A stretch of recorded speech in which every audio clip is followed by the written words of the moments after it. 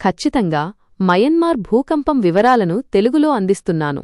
భూకంప తీవ్రత మధ్య మయన్మార్లో శక్తివంతమైన 7.7 తీవ్రతగల భూకంపం సంభవించింది. 2 భూకంపాలు సంభవించినట్లు నివేదికలున్నాయి. ప్రభావం మరియు నష్టం. ఈ భూకంపాల వల్ల మయన్మార్లోనే కాకుండా థాయిలాండ్లోని బ్యాంకాక్ వరకు విస్తృతమైన నష్టం జరిగింది.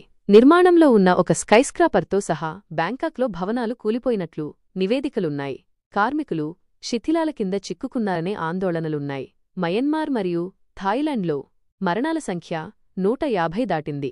బ్యాంకాక్లో చాలామంది శిథిలాల కింద చిక్కుకున్నట్లు నివేదికలున్నాయి. ప్రతిస్పందన. మయన్మార్ సైనిక ప్రభుత్వం అత్యవసర పరిస్థితిని విధించింది. భారతదేశం మరియు యురేషియా టెక్టోనిక్ ప్లేట్ల మధ్య మయన్మార్ ఉన్న కారణంగా ఈ ప్రాంతం భూకంపాలకు చాలా అవకాశం ఉంది. అదనపు సమాచారం. అల్ జజీరా వార్తా బృందాలు అక్కడ ఉన్నాయని, భూకంపాలు సంభవించిన క్షణాలను చిత్రీకరించాయని వార్తా నివేదికలు చూపిస్తున్నాయి. భారీ భూకంపం సంభవించిన వెంటనే సమాచారం మారుతూ ఉండవచ్చు.